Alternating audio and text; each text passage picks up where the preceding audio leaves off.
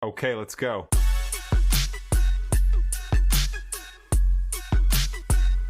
Esmu Gatis Frinde, un šis ir mans motoservis. Es remontēju visu veidu motociklus, izņemot ķīniešu motociklus. Ielas motocikls, enduro, krosa motocikls, bērnu motocikls. Esmu 18 gadus noskrojis ārpus Latvijas pasaules čempionātam motokrosā. Ja cilvēks atradīs pie manis motociklu, apskatīsim, apiesim viņam riņķi, apskatīsim, kādas ir problēmas vai nav problēmas, kopīgi mēģināsim sarunāt.